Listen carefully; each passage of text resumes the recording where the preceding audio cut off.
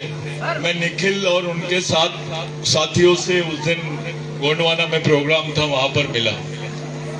मेरे को बताया कि वो दिलीप भाव ने बुलाया है, आपको जाना है। मैं बिल्कुल यही सोच के आया कि मेरे को ये गांव में जाना है। जितने यंग लड़के थोड़ा इधर आ जाओ, इधर आओ रे, इधर आओ।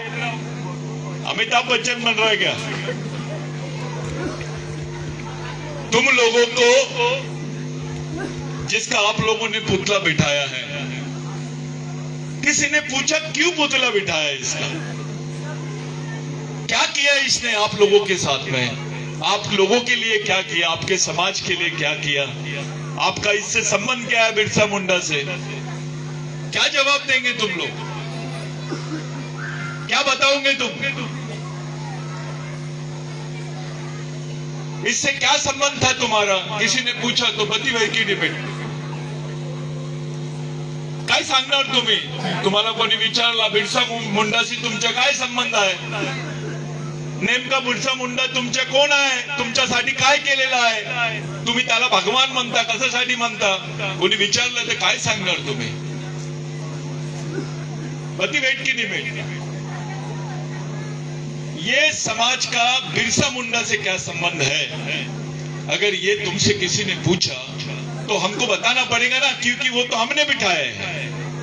ये जवाबदारी अपने समाज की है कि बाकी सब लोगों को समझाए कि बिरसा मुंडा कौन है, क्या है। बिरसा मुंडा को बोरगांव पहुंचने के लिए झारखंड से 147 साल लग गए। इस देश में सचिन तेंदुलकर का नाम 10 मिनट के अंदर पूरे देश में फैल जाता है। अमिताभ बच्चन का नाम 10 दिन में पूरे देश में फैल जाता है। शाहरुख खान का नाम आपके घर तक आ जाता है। सलमान खान का नाम आपके घर तक आ जाता है। मोदी जी का नाम आ जाता है तुम्हारे पास में। सोनिया गांधी का नाम आ जाता है। लेकिन बिरसा मुंडा का नाम यहां तक पहुंचने के लिए 147 साल क्यों लगे? थोड़ा सोचो। इसलिए लगे क्योंकि इस देश के जो पढ़े लिखे पूंजीपति लोग हैं, जिनके पास पैसा है, सत्ता है, वो लोग इस देश के आदिवासियों को बताना नहीं चाहते कि वो किसके वंशज है। कोणी ताली नाही वाजवायची आता आपल्याला, फक्त ऐकायचं आहे हम किसके वंशज है। ये आपको पता नहीं लगने देना चाहते कि आप इस देश के मालिक हो। इस देश के पूरे जल, जमीन, जंगल आदिवासियों के हैं। इस देश के प्रधानमंत्री के नहीं है, अंबानी के नहीं है, अडानी के नहीं है। ये आदिवासियों की जमीन है, ये आदिवासियों का देश है। इस देश का मूल मालिक आदिवासी है। बिरसा मुंडा वो बच्चा था जिसके घर में खाने को रोटी नहीं, पहनने को कपड़े नहीं।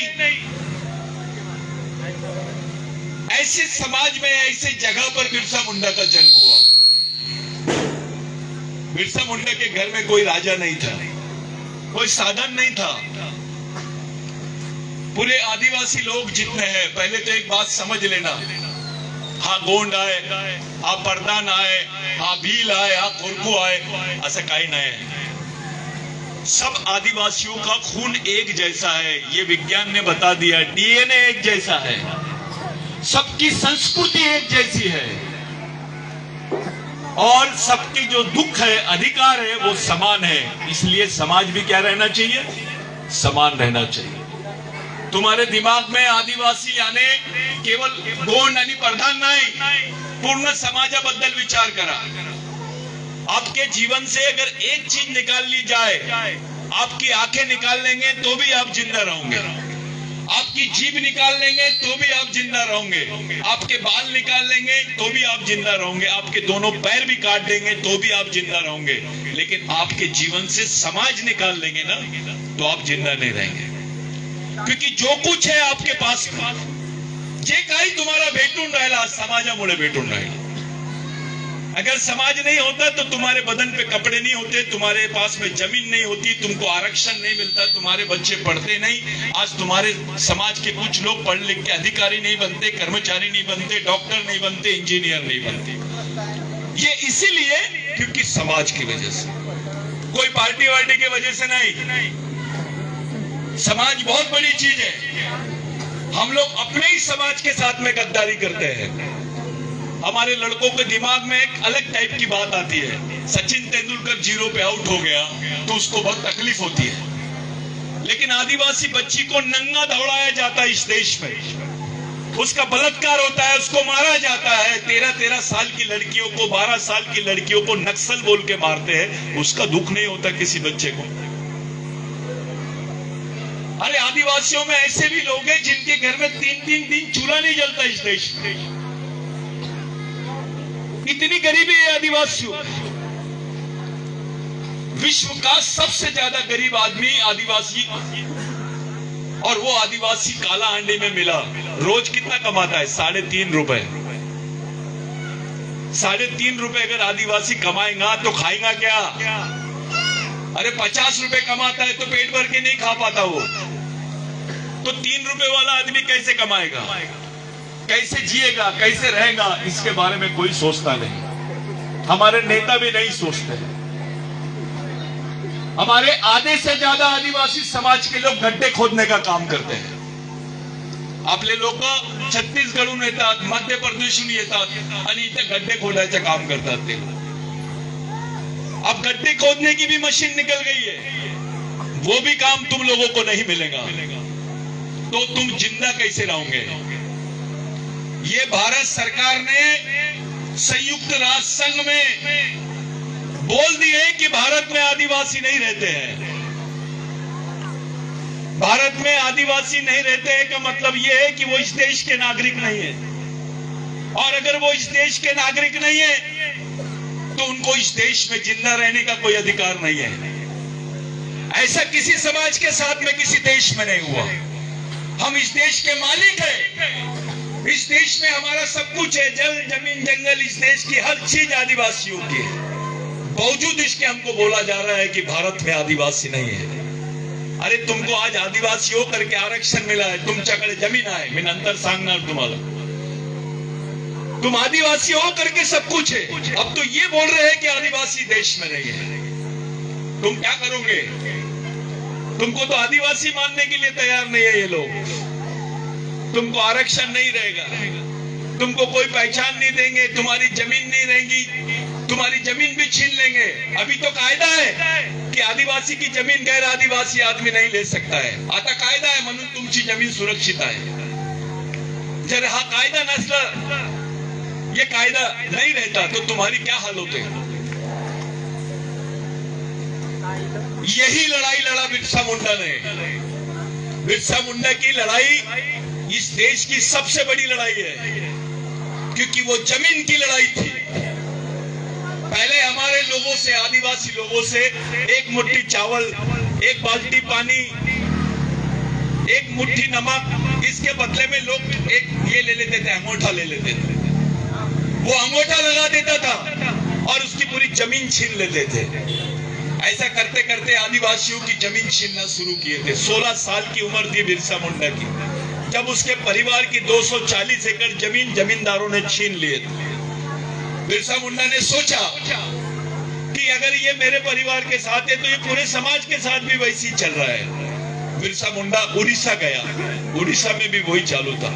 पश्चिम बंगाल गया, वहां पर भी वही चालू था। वहां से आने के बाद बिरसा मुंडा ने अपनी सेना बनाया, जिसको पेनकळा बोलते हैं।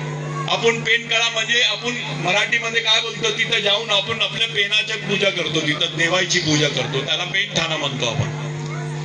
बिरसा मुंडांनी आपल्या वयाच्या 16व्या वर्षी पेनकळाची स्थापना केली, पेनकळाची स्थापना।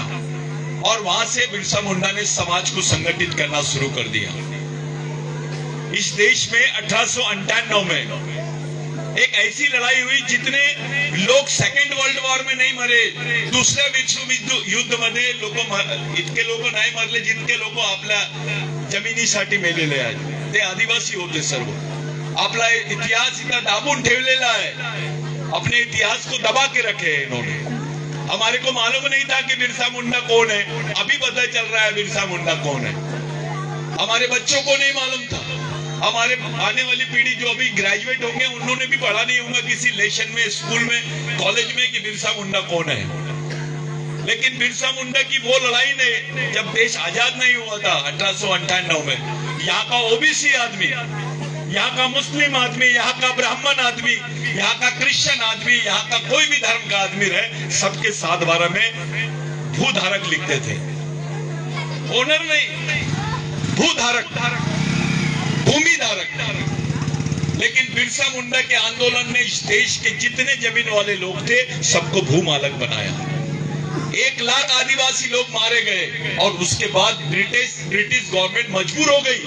ब्रिटेन में जाके उन्होंने कायदा बनाया जिसको लैंड एक्विजिशन एक्ट बोलते हैं, जिसको भूमि संपादन अधिनियम बोलते हैं, जिसमें ये लिखा हुआ है कि आदिवासी की जमीन गैर आदिवासी आदमी नहीं ले सकता है, और गैर आदिवासी तो क्या सरकार भी नहीं ले सकती है।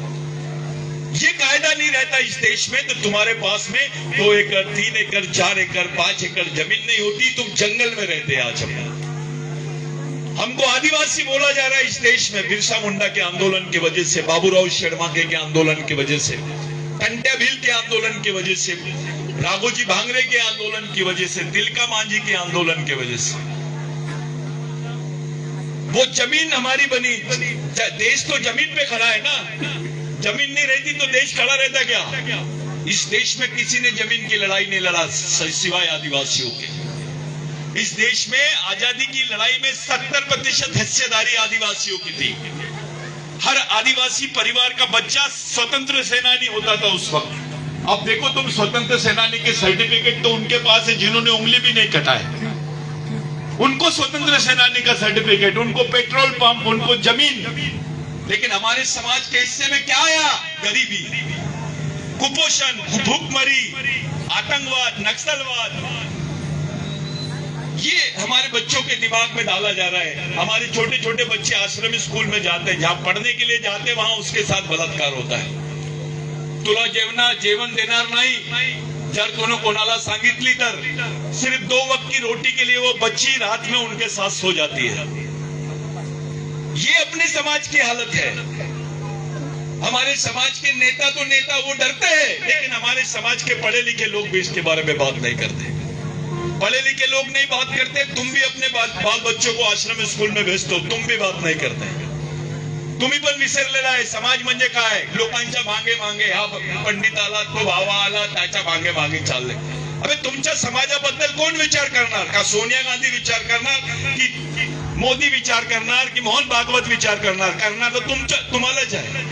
तुमच्या मुलाबाळांसाठी तुम्हाला विचार करायचा आहे, दुसरे लोक नाही करणार। शेवटी जबाबदारी तुमची आहे, तुम्ही त्याला जन्म दिलेला आहे, तुमने उसको जन्म दिया है, ये जवाबदारी तुम्हारी है। कोई दूसरा आदमी इसमें नहीं करेगा कुछ। हमने क्या जवाबदारी निभाए? आज एक पुतला आप लोगों ने बिठा दिया, ये तुम्हारा यहाँ पर भवन बना लिए।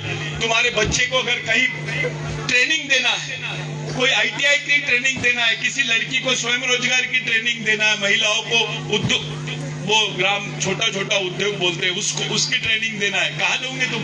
गवर्नमेंट नहीं देंगे अभी, क्योंकि गवर्नमेंट ऐसी स्थिति में चले गई है कि उनको गरीब आदमी की कोई फिक्र नहीं है, और खास करके आदिवासियों। अभी ऐसी ये अवस्था हमारे लोगों की है कि हमारा आदमी समाज को भूल गया है, देश ने आदिवासियों को भूल गई है, हम भी अपने आप को भूल गए हैं और देश भी हमको भूल गया है। ऐसे स्थिति में तुमको कोई याद नहीं रखेगा, तुम्हारे बाल बच्चे लावारिस हो जाएंगे। अभी तुम अच्छे हैं, यहाँ पर हिंगना के लोग बहुत अच्छे हैं, जिनके बदन पे कपड़े, हमारी माँ बहनें अच्छे कपड़े पहन के बैठी है। गांव में जाके देखो, जंगलों में जाके देखो अपने लोग कैसे रहते हैं। एक साड़ी के 2 टुकड़े करते हैं, एक माँ पहनती है और एक बेटी पहनती है। ऐसी अवस्था कौन से समाज की है? काम नहीं मिलता है करके अपने लोग खून बेच रहे हैं। 800 रुपए में खून बेचते हैं आदिवासी लोग। कोई किडनी बेच रहा है, कोई अपने आंखें बेच रहा है, कोई अपने बच्चे को बेच रहा है। ये हालत हो गई अपने समाज की। अशी अवस्था कोणत्या समाजाची आहे देशामध्ये? फक्त आदिवासी समाजाची। हा देशाचा पहिला माणूस आता आखरी माणूस, शेवटचा माणूस बनलेला आहे। असा स्थितीमध्ये, ऐसी परिस्थिति में तुम लोग क्या करेंगे? तुम लोगों ने क्या करना चाहिए? किसके पास जाना चाहिए? ये देखो, एक गाड़ी रहती है, साइकिल रहती है, मोटरसाइकिल रहती है, उसका भी चालक, पालक और मालक रहता है। तुमको किसी ने पूछा कि आदिवासियों का चालक, पालक और मालक कौन है? किसके कहने पर यह समाज चलता है? कौन चला रहे इस समाज को? कौन इस समाज के लिए लड़ने वाले लोग हैं? कौन इस समाज के लिए संघर्ष करने वाले लोग हैं? कौन तुम्हारे बाल बच्चों के बारे में सोच रहा है? अगर तुमको किसी ने पूछा तो क्या जवाब दोगे तुम? क्या जवाब दोगे? कारण आपला समाज असा आहे की त्याच्या कोणी वालीच नाही, लावालिश पडलेला समाज झालेला आहे आता. नेत्याला फिकर नाही, त्याला फिकर पार्टीची आहे. अधिकारीला काय घेणं देणं नाही गावातल्या लोकांची, जंगलातल्या लोकांशी काय घेणं देणं नाही. फक्त तो आपला बिल्डिंग बांधतो, आपल्या मुलाबाळांबद्दल विचार करतो, तो तुमच्या मुलाबाळांबद्दल विचार करत नाही. सरकार तुम्हाला मानते आहे की या देशात आदिवासी राहतच नाही. याचा अर्थ काय झालेला आहे? तुमचं अस्तित्व नकारण्यात आलेलं आहे. तुमची पहचान, तुमची ओळख, या देशात तुमचं ओळख नकारलेलं आहे की तुम्ही आदिवासी आहेत. त्यांचं काय नाही आहे की तुम्ही आदिवासी नाही, त्यांचं म्हणणं आहे की या देशात आदिवासी राहतच नाही.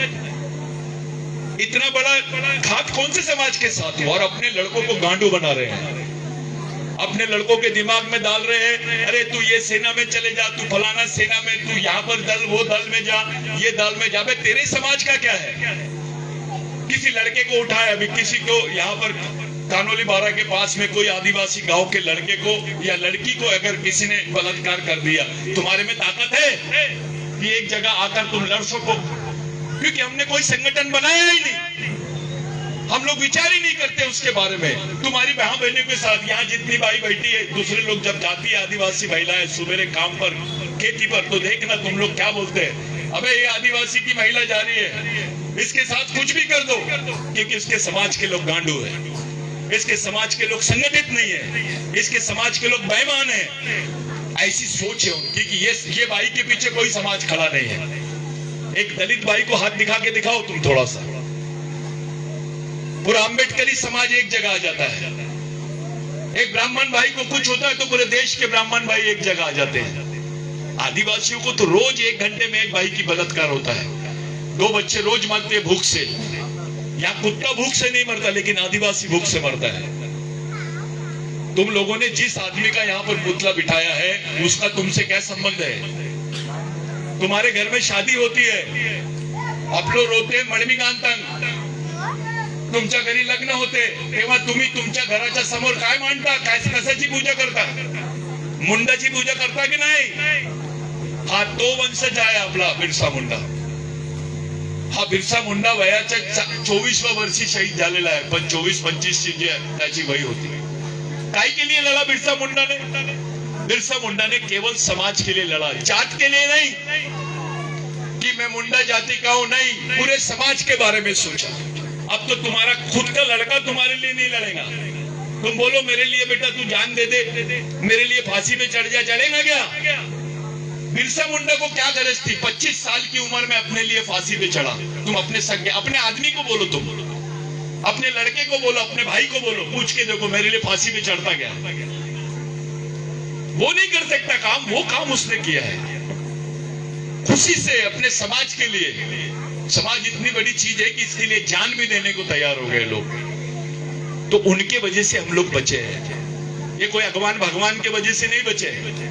कोई आवा बावा नहीं आया तुमको बचाने के लिए. ये शहीद नहीं होते तो कोई कुछ नहीं होता. कोई राजाओं ने कुछ नहीं किया.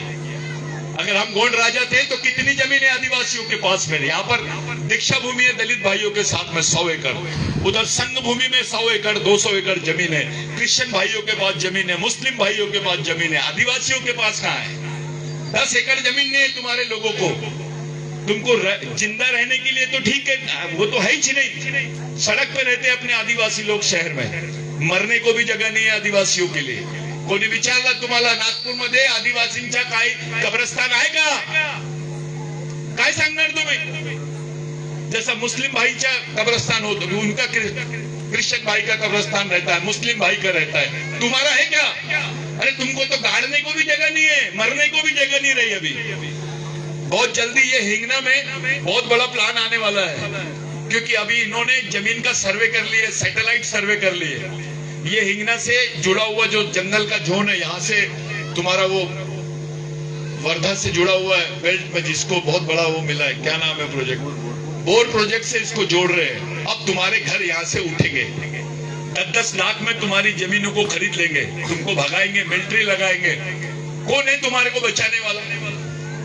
आणि तुम्ही जे लोक उपास करतात, बिरसा मुंडाचा पुतळा मांडला तुम्ही लोकांनी, बिरसा मुंडा काय म्हणतो, अबे उपास करायचा आहे तो देवासाठी नाही, आपल्या मुलाबाळांसाठी कलेक्टर ऑफिसच्या समोर उपास करा, आपल्या मुलाबाळांसाठी तुम्ही जेल जायची तयारी ठेवा, जेलामध्ये जायची तयारी ठेवा, तुम्ही प्रकल्प अधिकारी करे तुम्ही जा, आपल्या मुलाबाळांची देव तुम्ही आहे, कोई भगवान नहीं बचाएगा तुमको, पैदा तुमने किए। बिरसा मुंडा बोलता है, जिस बच्चे की माँ होशियार वो बच्चा जिंदा रहेगा, जिस बच्चे की माँ बेवकूफ, वो सोचती नहीं है, कुछ समाज के बारे में नहीं सोचती, उसके भविष्य के बारे में नहीं सोचती, उस बच्चे का कोई भविष्य नहीं है। फक्त जेवायला द्यायच्या, खायला द्यायच्या म्हणजे तुम्ही आई बाप नाही झाले, तुमची जबाबदारी आहे, नैतिक जबाबदारी आहे की त्याला विचार पण सांगायचा, त्याला कसं जगायचं, कोणाकडे जायचं, काय अभ्यास करायचा, कसं राहायचं, कोणी सांगणार? तुमची संस्कृती कोणी सांगणार? आपण तो विसरलो सर्व। हमारे लिए, हमारे समाज के लिए कोई तो हो जो हमारे समाज को बचाए। बिरसा मुंडा का मैं 2 बात बताता हूं तुम्हारे को। एक बार बहुत तूफान आ रहा था, सब लोग इधर उधर भाग रहे थे, पानी आ रहा था, बिरसा मुंडा कुछ अपने साथियों के साथ में जा रहा था। पहले राम मंदिर उतना फेमस नहीं था जितना जगन्नाथ का मंदिर फेमस था। बिरसा मुंडा ने देखा कि सुअर के कुछ बच्चे और सुअर ठुटर रहे हैं पानी में, वो इतने ज्यादा पानी में ठुटर रहे हैं कि वो मर जाएंगे। बिरसा मुंडा ने जगन्नाथ के मंदिर का ताला तोड़ दिया और वो सुअर को और सुअर के बच्चों को मंदिर के अंदर में बंद कर दिया।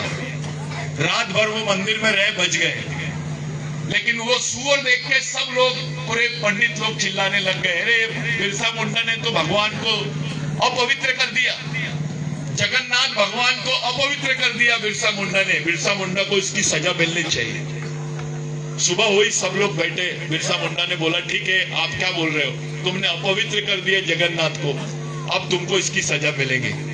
बिरसा मुंडा ने बोला, मेरे सवाल का जवाब दो। बिरसा मुंडा ने पहला सवाल किया, ये सूरज को किसने बनाया?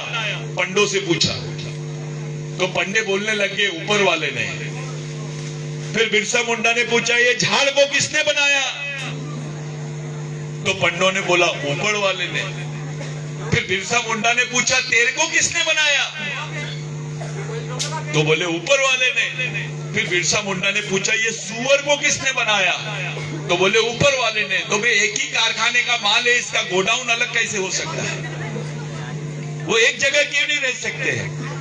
फिर बिरसा मुंडा ने बोला, सभी धर्मों के लोग जिस जानवर को तुच्छ जानवर मानते हैं उसको आदिवासी संस्कृति में नारायण पेन बोलते हैं, गोंडी में उसको पद्दी बोलते हैं, मुंडा उसको नारायण पेन बोलते हैं। बिरसा मुंडा ने बोला, हमारी संस्कृति में एक तुच्छ जानवर का स्थान भगवान के जैसा है, तो इंसान का कितना बड़ा स्थान होगा। इसलिए बिरसा मुंडा ने क्रिश्चियन धर्म लिया, छोड़ दिया, हिंदू धर्म लिया, छोड़ दिया, वैष्णवी धर्म लिया, वो भी छोड़ा, और बोला आदिवासियों को किसी धर्म की जरूरत नहीं है, आदिवासियों की संस्कृति विश्व की सबसे बड़ी संस्कृति है, और इसलिए मैं अपने संस्कृति में जीना और अपनी ही संस्कृति में मरना चाहता हूं, ये बिरसा मुंडा ने बोला। सब लोग हंसते हैं आदिवासियों को कि आदिवासी महुए की झाड़ की पूजा क्यों करते, आपला मोठा देव तिथं काय, हे लोक पूजा करतात महुव्याच्या झाडाची, महुए की झाड़ की पूजा क्यों करते हैं? सब लोग हंसते हैं, अरे क्योंकि आदिवासी लोग महुए की दारू पीते हैं। कुछ लोग बोलते हैं ऐसे, लेकिन ऐसा नहीं है। सच्चाई ये है कि जब चावल नहीं होता था, गेहूं नहीं होता था, जवारी नहीं होती थी, तब हमारे लोग महुए की रोटी बनाते थे और उसका इरूक पीते थे। तब से हमारे आदिवासी लोग उस झाड़ को मानते हैं। आज से 10,000 साल पहले से हम लोग उसको अपना पेन मानते हैं। वहीं पे अपन अपना पेरसा पेन पूछते हैं। ये हमारी संस्कृति है। और हम लोग तो झाड़ से जुड़े हैं, पेड़ से जुड़े, जानवर से जुड़े। कोई मड़ा भी है यानी मड़ा, कोई मसला में यानी मैश, कोई कोवे यानी बंदर, पेंदा में यानी पद्दी। ये हमारे सरने में हमारी संस्कृति जो है पूरी निसर्ग से जुड़ी हुई संस्कृति है। आदिवासी कभी भेदभाव नहीं करता, कोई भी धर्म का मंदिर रहे, किसी भी मुसलमान का दरगाह भी होगा तो उसको भी हाथ जोड़ लेता है, क्रिश्चियन का कुछ होगा तो उसको भी हाथ जोड़ लेता है। आदिवासी किसी धर्म का ये नहीं करता। इसका मतलब ये नहीं हुआ कि तुम हिंदू है, तुम आदिवासी थे, आदिवासी है, आदिवासी रहेंगे। इंसान की धर्म परिवर्तन हो सकता है लेकिन संस्कृती परिवर्तित नहीं हो सकती। तुम्ही संस्कृतीचं परिवर्तन नाही करू शकत, तुमच्या डीएनए तसंच राहणार। आज तुम्हाला स्वतःला म्हणायचं आहे आम्ही वनवासी नाही, आदिवासी आहोत, या देशातले मूळ निवासी आहोत। हे तुम्हाला म्हणायचं, आपल्या मुलाबाळांना कळवा, त्यांना सांगा, त्यांना शिकवा। अपने बाल बच्चों को समझाएगा कौन? दूसरा बाहर का आदमी आके समझाएगा। एक बाई से पूछो, आदिवासी बाई से, अच्छा तुमचा मुलगा काय करणार है? गंगाच्या बाबू तिथे जाते, तो पण ढोरं चारणार। लेकिन एक दलित बाई से पूछो, वो बोलती नहीं मैं याला डॉक्टर बनवणार, याला इंजीनियर बनवणार। एक ब्राह्मण भाई से पूछो, वो देखती रहती है कौन सी कुर्सी खाली है, वहां अपने बच्चे को भेजेंगी, वो उसके लिए जीती है वो। लेकिन हमारी जो महिला है उसके दिमाग में कुछ अलग ही चलता है। वो उपवास करेंगी, सोमवार को उपवास करेंगी, मंगल को उपवास करेंगी, फलाने के दिन को उपवास करेंगी। ब्राह्मण तय कर लेता है कि भैया सोमवार के दिन ये भगवान, मंगल के दिन ये भगवान, पूर्णिमा के दिन वो भगवान, अमावस्या के दिन वो भगवान। ऐसा लगता है कि ब्राह्मण रोज फोन पे बात करता है भगवान से। बिरसा मुंडा ने क्या बोला था? मैं ऐसे भगवान को नहीं मानता हूं जो ब्राह्मणों की मानता है, मैं ऐसे भगवानों को ब्राह्मणों के घर का कुत्ता समझता हूं। ये बिरसा मुंडा ने बोला था। इतने स्पष्ट विचार होते बिरसा मुंडा के। बिरसा मुंडा ने बोला था पैसे से यानी आर्थिक रूप से गरीब रहेंगे चलेगा, लेकिन विचारों से और दिमाग से गरीब नहीं रहना चाहिए। जो समाज दिमाग से गरीब रहता है वो गुलाम पैदा होता है और गुलाम मर जाता है। ये विचार होते बिरसा मुंडा से। इसके जो तुमने स्थापना की है बोरगांव में, ये कोई मामूली काम नहीं है। ये बहुत बड़ी क्रांतिकारी काम किए तुम लोगों ने। तुम्हारी आने वाली पीढ़ी याद करेगी इसको, तुम्हारे लोग याद करेंगे इसको, हमारी आने वाली पीढ़ी इसके ऊपर डिपेंड रहेगी। ऐसे समय में जब देश में बोला जा रहा है आदिवासी नहीं है, ऐसे समय में जब तुम्हारी कोई आरक्षण नहीं रह रहा है, अभी तो आरक्षण भी खत्म होने के कगार में है, ऐसे समय में जब तुम्हारे पास नौकरियां नहीं रहेंगी, ये बच्चे पढ़े लिखे कहाँ जाएंगे, कौन सी जगह पर जाएंगे? काय योजना आहे, कोण विचार करत आहे तुमच्याबद्दल? कधी केला का? रात्री झोपण्याच्या अगोदर तुम्ही कधी विचार केला मी जशी जगत आहो माझ्या मुलं बाळ तसं जगणार का?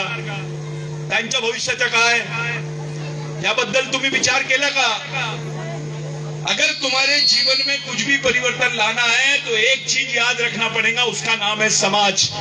समाज के साथ गद्दारी मत करना, समाज के साथ ईमानदारी से अपने नए लड़के तैयार करो, उनको ट्रेनिंग दो, उनको लाओ, लड़कों को तैयार करो, उनके दिमाग में डालो, उनको समझाओ समाज क्या है, तुम्हारे संवैधानिक अधिकार क्या है, तुमको क्या करना है, कैसे जीना है, कैसे रहना है, तुम्हारा दुश्मन कौन है, दोस्त कौन है, ये नहीं बताएंगे। ये लड़कियों को, अभी जो हमारी लड़कियां हैं, बच्चियां, इन लोगों को तैयार करो, महिलाओं को तैयार करो। कम से कम एक भाई 800 रुपए रोज कमाना चाहिए, तब जाके उसका बच्चा इंजीनियर और डॉक्टर बन सकता है, नहीं तो नहीं बन सकता, वो मजदूरी बनेगा।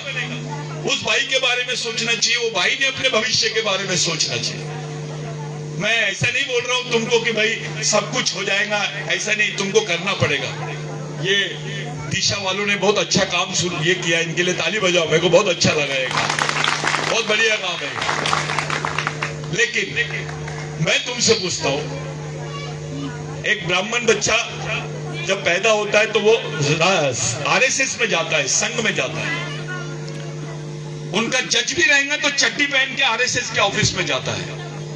एक मुस्लिम बच्चा बनता है तो वो मदरसे में जाता है, उसके बच्चे, उसके माँ बाप उसके हाथ में कुरान शरीफ देते हैं, उसको बताते हैं ये कुरान है बेटा, तेरे जीने मरने का तरीका है, इसको लेके चल। जहाँ आरएसएस में जाते हैं महाभारत रामायण बताते हैं, उसको वेद बताते हैं और उसको बोलते ये तेरे रास्ते है, इसके हिसाब से चल। आज क्रिश्चियन को देखो, वो अपने बच्चों को बताता है ये बाइबल है, उनके स्कूल है, कॉलेज है, सबके स्कूल कॉलेज और उनके समाज में काम करने वाले लोग हैं। तुम्हारे बच्चे अगर तुमसे पूछा मी या देशात काय आहो, माझं काय स्थान है, मी कोण आहो, माझी संस्कृती काय है, कौन सी किताब देंगे तुम अपने बच्चे के हाथ में? कोणती पुस्तक देणार तुम्ही तुमच्या मुलांना? जर विचारलं आई मला का सांग मी या देशात कोण आहो, माझा इतिहास काय आहे, माझं मूल काय आहे, माझे मित्र कोण आहे, माझे भाऊ कोण आहे, माझे शत्रू कोण आहे, मी कसा चालू कसा जगणार, याबद्दल काही सांग आई. तुम्ही काय सांगणार? हे लक्ष्मी माईची फोटो घे, हे देवाची फोटो घे, तुझा देवा तारणार तुला, असं सांगणार का तुम्ही? त्याला वाऱ्यावर सोडून देणार का? कोणाची जबाबदारी आहे? तुम्ही किती शिकलेले आहे महत्वाचे नाही, तुम्हाला किती समजते, तुमच्यामध्ये किती जिव्हाळा आहे समाजाप्रती, तुम्ही किती जागृत आहे सामाजिक रूपाने, हे महत्वाचे आहे. मैं तुम्हारे लिए मराठी बोल रहा हूं, मेरे को समझता ही नहीं मराठी बोलना ज्यादा, लेकिन मैं बोल रहा हूं कि तुम कम से कम समझो. और अगर तुम लोग ऐसे ही रहेंगे चुपचाप, हमारे लड़के भी ऐसे रहेंगे तो लावारिस हो जाएंगे. यहां से सिर्फ 12 किलोमीटर पे MIDC है साहब, आप लोगों को बताता हूं मैं, 44% जमीन आदिवासियों की MIDC में, 44% यानी 44% जमीन आदिवासियों की जमीन है जिस पर ये MIDC खड़ी है. उसमें 2% आदिवासी है सिर्फ काम कर रहे हैं, वो भी मजदूर है, कंपनी के बाहर काम कर रहे हैं, वो भी नौकरी नहीं मिली तुमको. हमारे नेता छक मार रहे थे क्या? हमारे गांडू नेता क्या कर रहे थे? तुम्हारी रोजी रोटी के बारे में बात नहीं करोगे तुम चुपचाप बैठे रहोगे तो तुम क्या करोगे? ऐसा करके कुछ होने वाला नहीं है. तुमको खुद का संगठन बनाना है, सामाजिक ताकत तैयार करो कि नेता झुक जाए तुम्हारे सामने. तुमने बैठ बोले तो सो जाना चाहिए नेता, ऐसी तैयारी करो. लड़कों का काम है, नए लड़कों का काम है, लड़कियों का काम है, कोई लड़का लड़की नहीं, सब ट्रेनिंग लो. यहाँ पे प्रशिक्षण शिविरें लगाओ. ये जो बच्चा है क्या नाम है उसका, जिसने निखिल, इसको बोल रहा हूं मैं, जितने बच्चे सब लोगों को मैं इनवाइट करता हूं, जितके नवीन मोला मोले आए. कोई बच्ची 8वीं से पढ़ाई छोड़ दी होंगी, 9वीं से 10वीं से, तो वो संपर्क करे, उसको जो भी मदद लगती सब मिलेगी. अपने यहाँ एक कार्यक्रम चलता है जिसको समाज बनाओ मिशन बोलते हैं. 3 चीजों पे काम करते हैं अपन, एक आदिवासी बचाओ, एक समाज बनाओ, और तीसरा पढ़ो लड़ो और बढ़ो. ये कार्यक्रम बिरसा मुंडा के कार्यक्रम है, बिरसा मुंडा के विचारों से ये पूरा मिशन चलता है. आज से 20 साल 25 साल पहले 22 साल पहले मैं थैली पकड़ के घूमता था बाइक से, चिल्लाता था, अरे बिरसा मुंडा का सुनो, अपने को बिरसा मुंडा. मेरे को हंसते थे लोग, पूछते थे बगे डलता तीन ही बिरसा मुंडा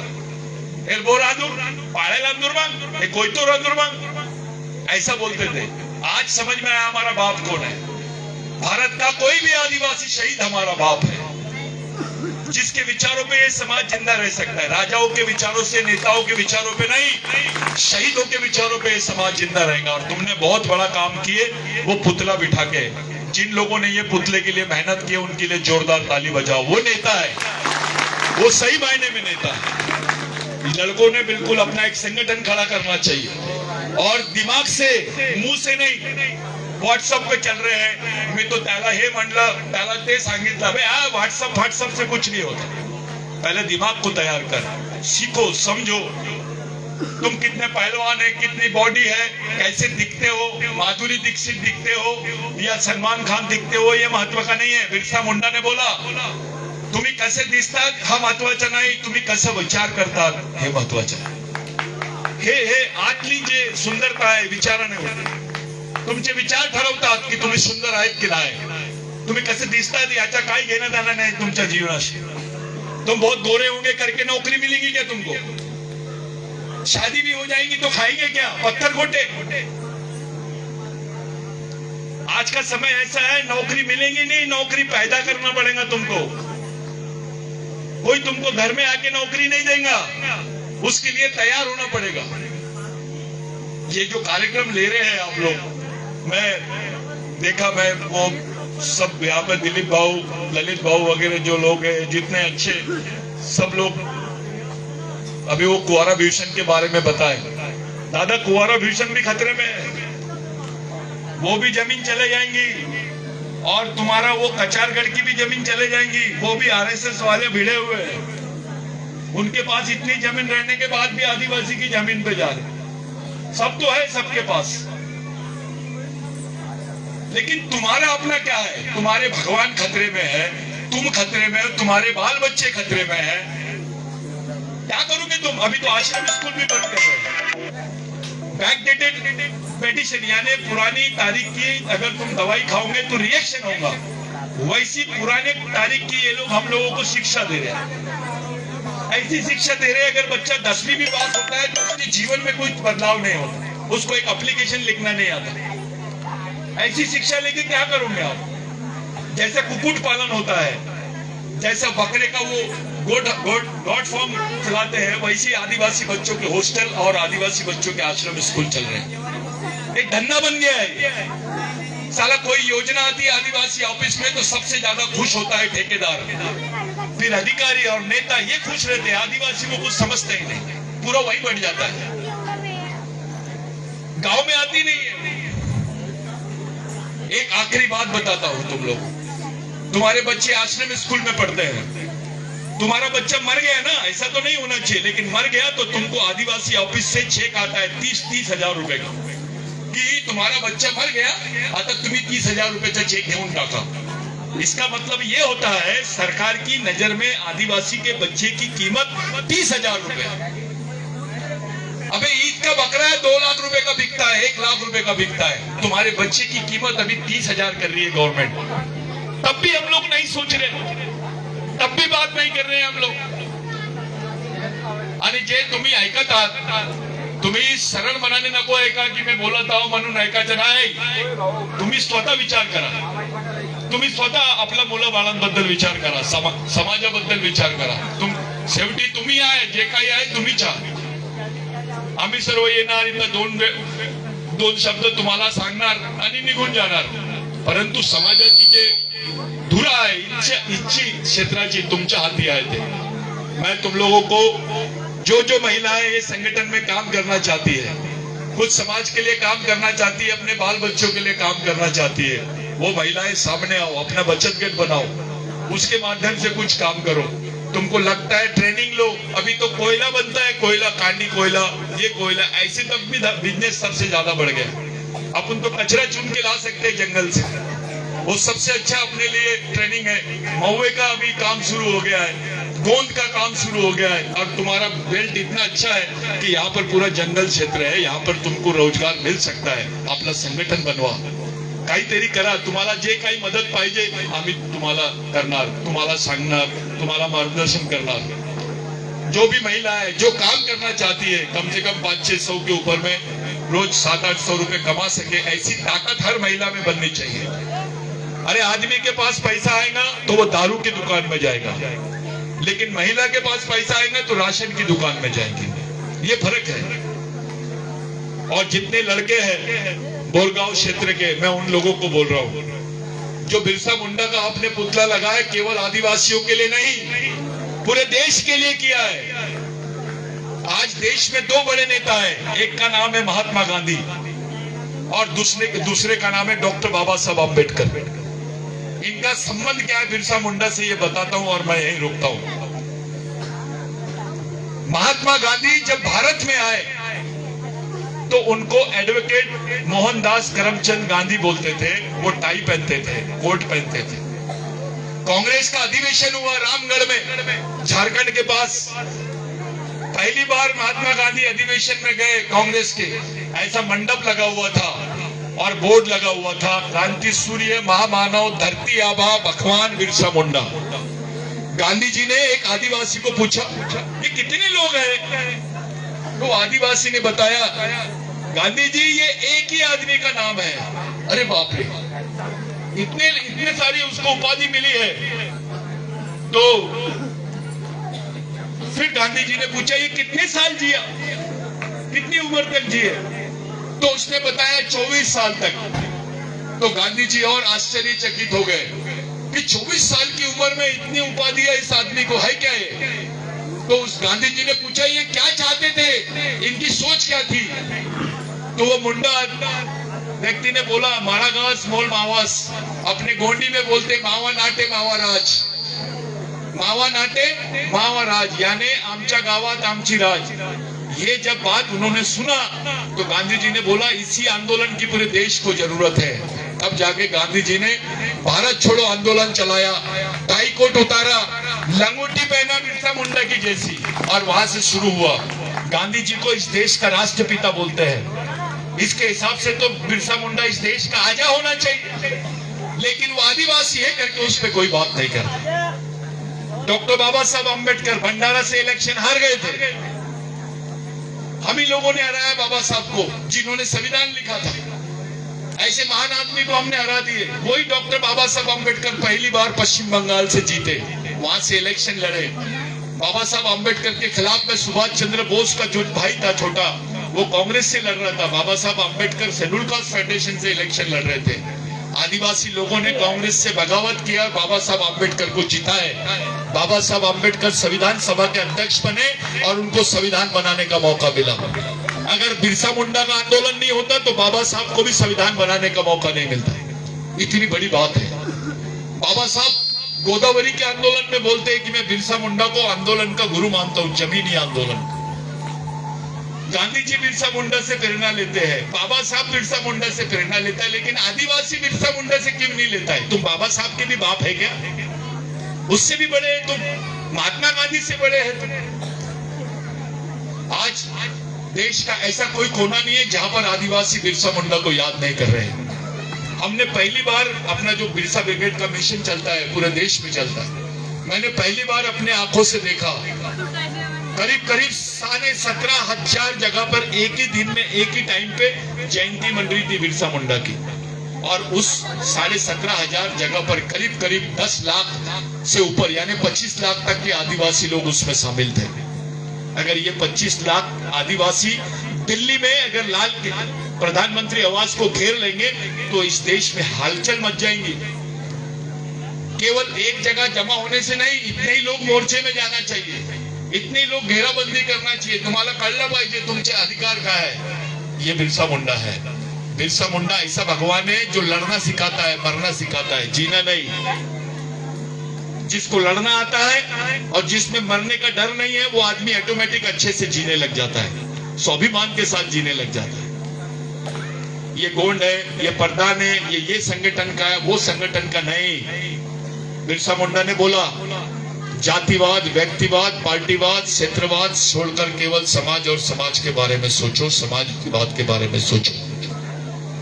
बिरसा मुंडा का कहना है कि जिस समाज की सामाजिक समस्या नहीं होती है उसकी कोई समस्या नहीं होती, और जिसकी सामाजिक समस्या होती है जिस समाज की, उसकी समस्या ही समस्या होती है। हमारी सामाजिक समस्या ये है कि हमारी माँ बहन को समझता ही नहीं समाज यानी क्या, हमारे भाइयों को समझता ही नहीं समाज यानी क्या। वो धर्म और जाति समझ लेते समाज को। नहीं, समाज बहुत बड़ी चीज है जिसके लिए बिरसा मुंडा ने कुर्बानी दिया, बाबूराव शेरबाके ने कुर्बानी दिया, समाज के लिए दिया। आखिरी वक्त में जब बिरसा मुंडा को मार रहे थे, 2-3 दिन पहले फांसी की सजा हो गई, यानी 3 दिन बाद फांसी होने वाली थी, उसके पहले पॉइजन दिए बिरसा मुंडा को, और उस एक लेटर लेके गए उसके सामने कि तू लिख के दे, तू आदिवासी नहीं है, अगर तू लिख के देगा तेरी फांसी की सजा माफ कर देंगे। ये डॉक्यूमेंट को छुपाया गया, अभी ये डॉक्यूमेंट आएगा बहुत जल्दी, हम लोग उसको पब्लिश कर रहे हैं कि वो चिट्ठी उसके सामने रखे और उसको बोले कि तू बोल आदिवासी नहीं है, तेरी फांसी की सजा माफ कर देंगे। बिरसा मुंडा की जैसे बकरे को काटते हैं और उसकी चमड़ी निकालते, वैसे रात भर बिरसा मुंडा की चमड़ी निकाल रहे थे, खाल निकाल रहे थे, और उसको बोल रहे थे बोल तू इस देश का आदिवासी नहीं है। वो तड़प रहा था, तुमको एक चींटी काटी तो कैसे तड़पते तुम लोग, लेकिन उसको रात भर चमड़ी निकाल रहे थे। आखिरी तक बिरसा मुंडा, मरते दम तक के बिरसा मुंडा ने साइन नहीं किया और बोला, मरते मरते भी यही बोला कि मैं आदिवासी था, आदिवासी हूं और आदिवासी ही रहूंगा। मैं अपनी कौम के लिए जितने भी बार पैदा होगा उतनी बार अपने कौम के लिए मरूंगा। ये 24 साल की उम्र में, इसलिए बिरसा मुंडा को भगवान बोले। वहां पे ही पैदा हुए थे भगवान बुद्ध। और वहीं पे बिरसा मुंडा पैदा हुआ। बिरसा मुंडा का आंदोलन हम तमाम आदिवासियों के लिए बहुत अस्तित्व का आंदोलन है। हमारे महापुरुषों की वजह से हमको पहचानते हैं, कोई राजा के वजह से हमको आदिवासी नहीं बोलता है। हमको शहीद बाबूराव शर्माके के वजह से बोलते हैं, दुर्गावती के वजह से बोलते हैं, जो समाज के लिए मरे हैं उनकी वजह से बोलते हैं। अब ईमानदारी से रोज